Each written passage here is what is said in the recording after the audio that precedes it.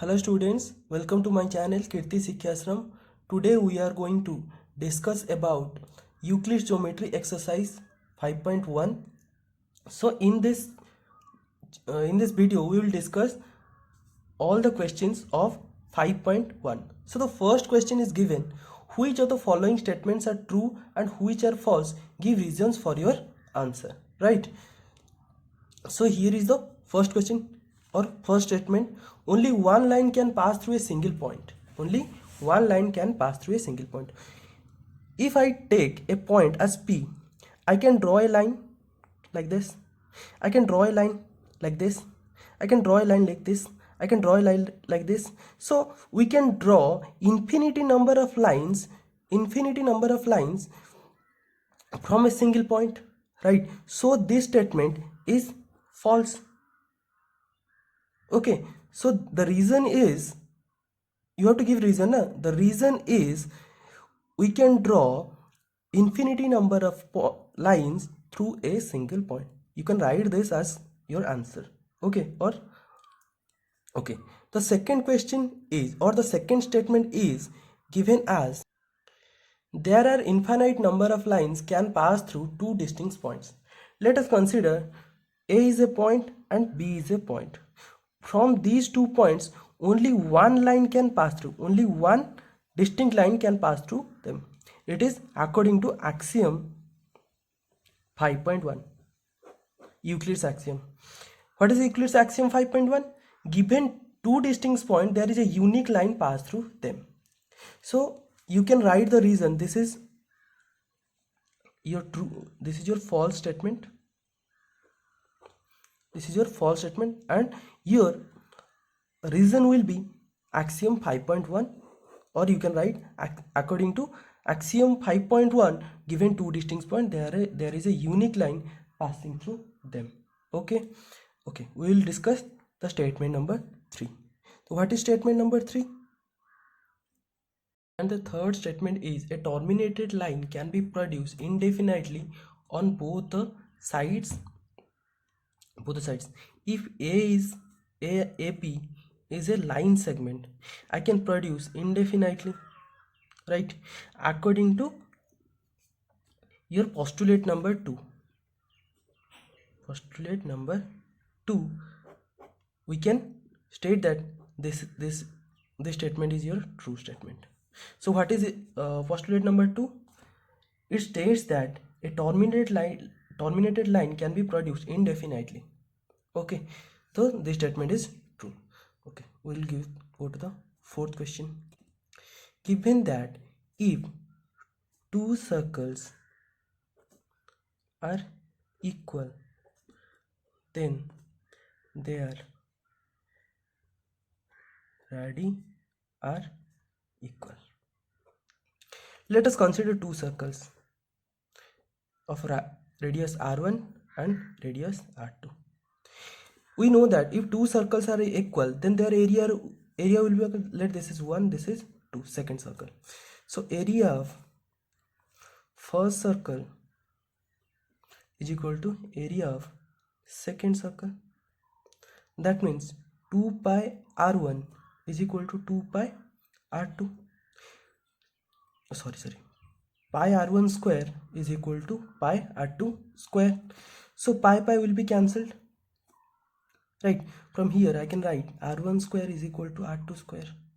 This implies r1 is equal to r2. So from here I can easily say that if two circles are equal, then their radii are equal. This statement is true. This statement is true. Understand? So here is the statement. In the following figure, if AB is equal to PQ, AB is equal to PQ, right? And PQ is equal to XY, then PQ is equal to XY, then AP is equal to XY. So from the axiom 1, from Euclid's axiom number 1, what it states: if things are equal to the same thing, then the things are equal. That means if this is 5 centimeter, this is 5, this equal to this means this 5 centimeter, and this equal to this, that means this is also 5 centimeter. So AP will be XY. So according to the reason will be axiom 1. Okay, so this statement is also true. Understand? Okay, we will discuss question number 2. So what is question number 2? So here is the second question.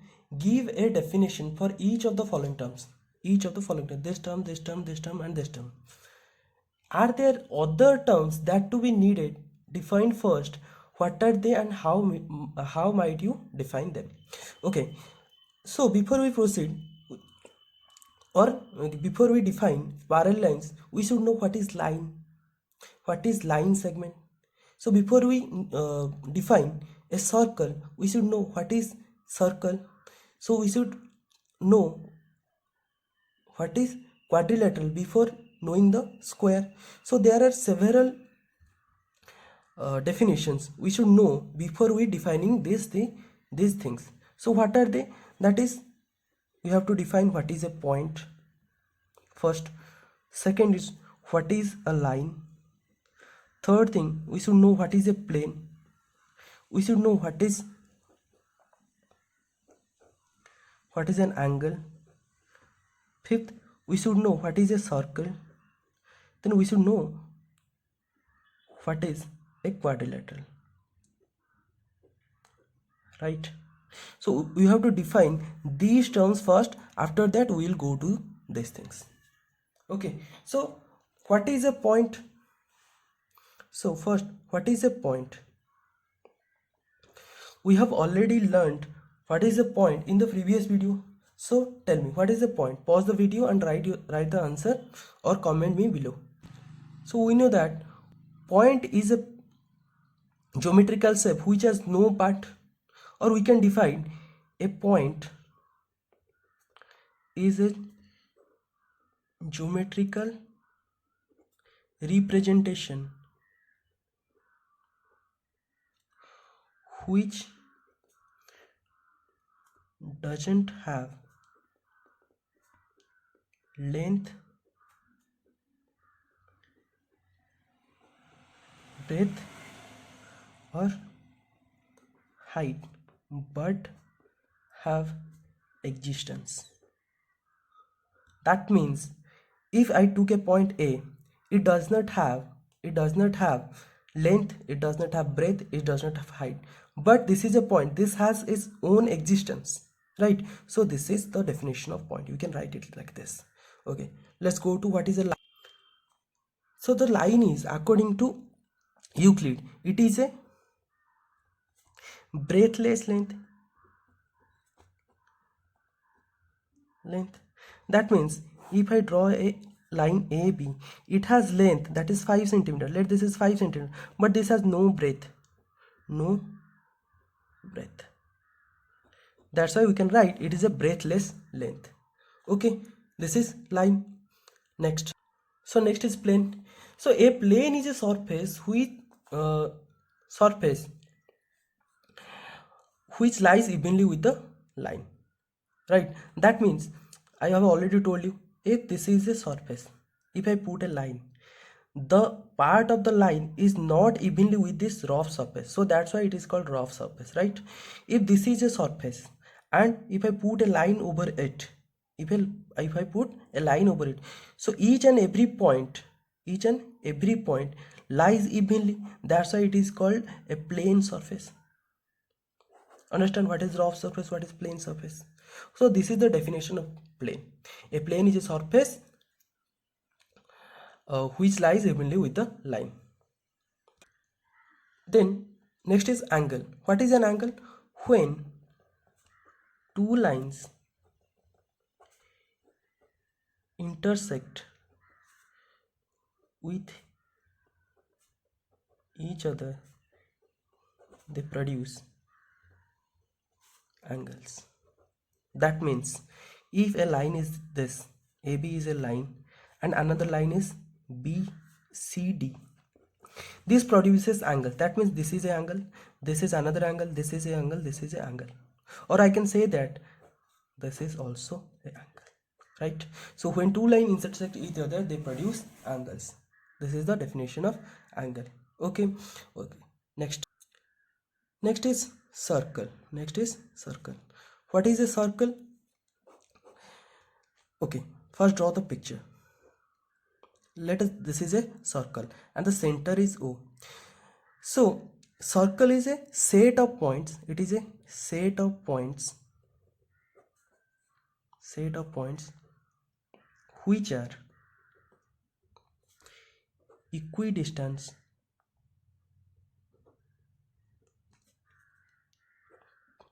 from a single point. That single point is the center of circle. So it is a set of, this is a point, this is a point, this is a point. So there are infinity number of points. The set of these points which are equidistant, that is the distances r, equidistance from a single point, that is the center of circle, is known as circle. So basically a set is circle is a set of points which are equidistant from a single point with a circle. Understand? This is the definition of circle. Next is your, what is a quadrilateral? What is a quadrilateral? So quadrilateral is, quadri means four, lateral means which is side. So quadrilateral means a closed surface,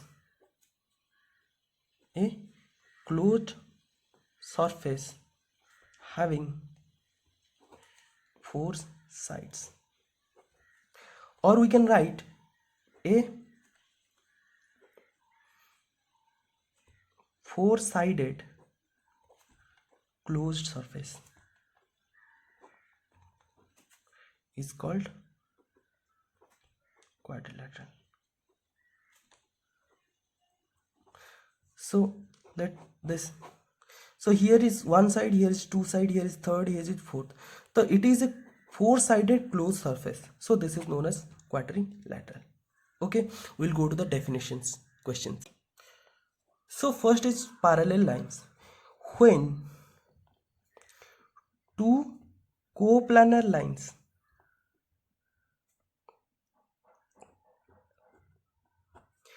never intersect with each other,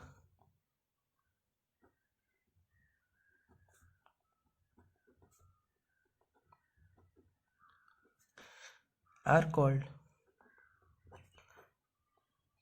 parallel lines.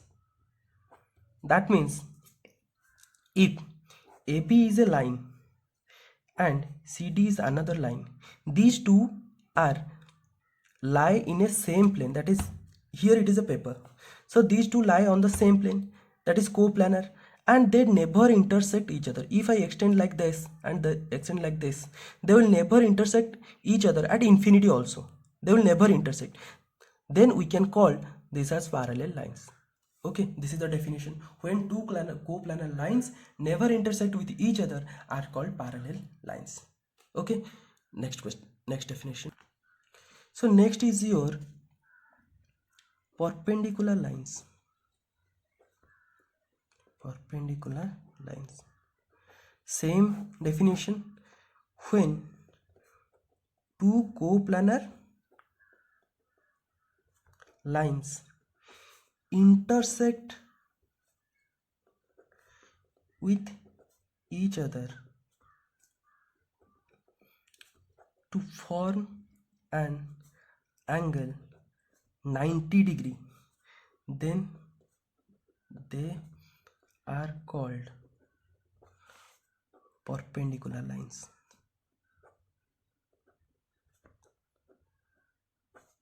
Let's consider here AB is a line and CD is another line. They intersect with each other at an angle 90 degree.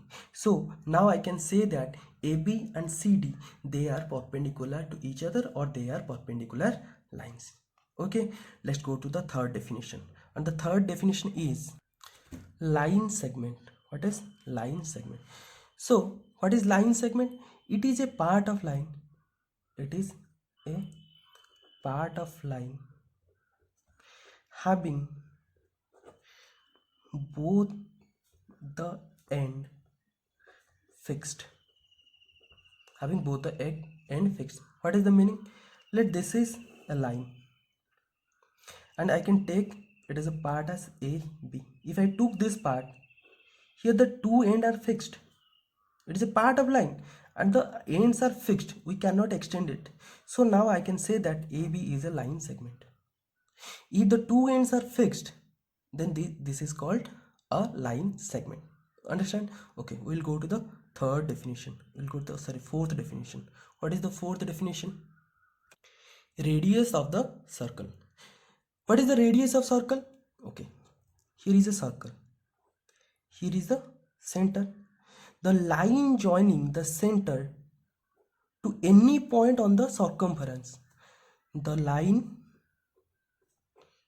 joining the center and center to any line, any point on the circumference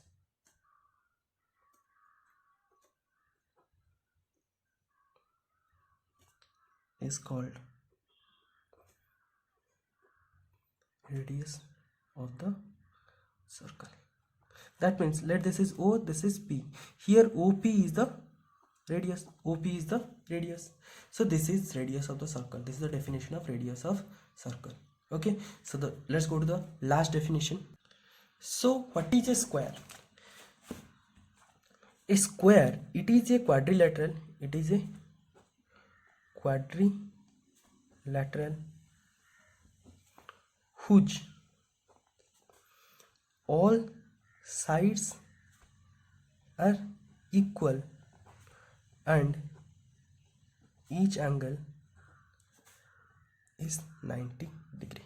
Each angle is 90 degree. That means this is a quadrilateral having each side equal. That means if this is 5 centimeter, it is 5 centimeter, 5 and 5, and each and every angle is 90 degree. Okay, so what is the definition of square? It is a quadrilateral whose all sides are equal and each angle is 90 degree. This is the last definition. Understand? Okay, we will go to the next question. So here is the third question. Consider the following two postulates given below. There are two postulates given. First is, given any two distinct points A and B, there exists a third point C which is between A and B. Second thing, there exist at least 3 points that are not on the same line. These are two postulates given. And what is the question? Do these postulates contain any undefined terms? Right? If these postulates contain any undefined terms or not. First question. Second question, are these postulates consistent? Third question is, do they follow Euclid's postulate? Explain why. Understand? So this is your question. These are mainly 3 questions. First is, do these postulates contain any undefined terms? Second, are these postulates consistent? Do they follow Euclid's postulate? Explain. Okay, we will discuss 3 questions one by one. So in the first statement, given any two distinct points, but there is no definition of what is point. So the answer will be yes. The answer will be first question. This question answer, yes, there are many undefined terms. What are these? You can write is, what is point? We don't know what is point. We don't know what is a line, because there is nothing given in this postulate about point and line. Understand? Okay. Next one is, are these postulates consistent? So to answer this question, we have to understand the question, the postulate number 1 and postulate number 2. Okay. So the statement 1 is, there are point A and another point B. Point A and point B, and another point is in between them. Right? This is the first postulate given. And which is in between A and B? Right? So this is given like this. Let this is point A and B, and C is in between A and B. This is the first postulate. And the second postulate, there exists at least 3 points that are not on the same line.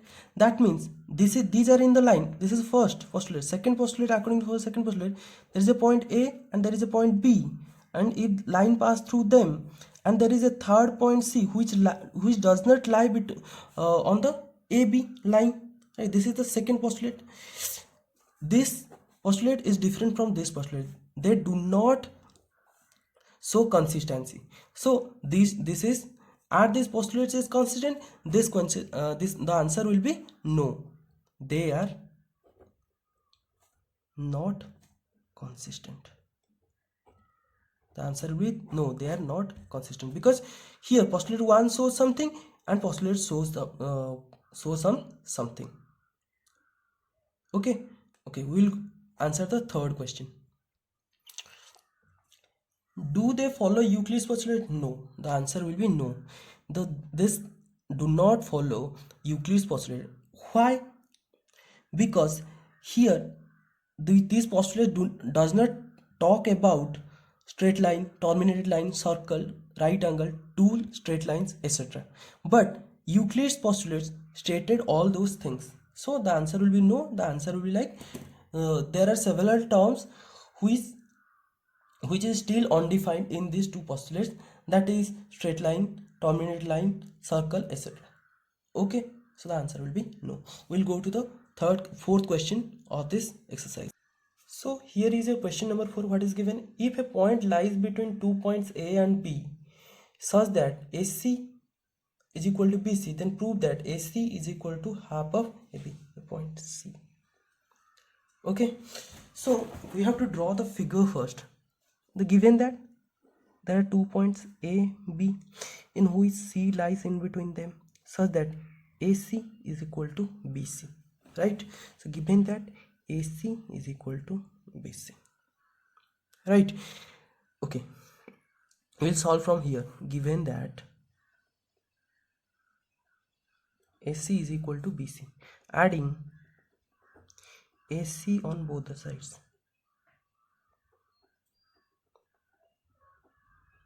adding AC on both the sides, AC plus AC is equal to BC plus AC. This implies 2AC is equal to BC plus AC, BC plus AC. It will be your AB, right? This implies AC is equal to half of AB, right? Hence proved. Okay, so this will be your answer. We proved that AC is equal to half of AB. This is the answer. This is a very easy question. Understand? Okay, we'll go to the fifth question. So the question is like, in the above question given that C is called the midpoint of the line segment, AB and C is called the midpoint of the line segment. Understand? So prove that every line segment has one and only midpoint. So you have to prove that C is the only midpoint, or any line segment has only one midpoint. Okay, let's consider, given that AC is equal to BC, right? So let's consider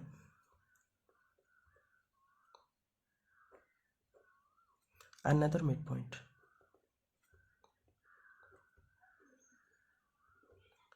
D, another midpoint D.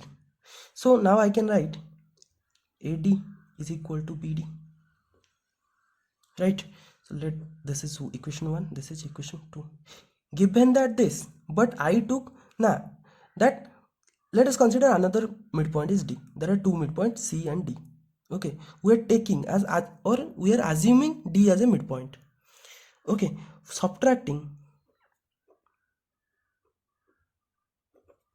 equation 1 from equation 2, what will we get? AC,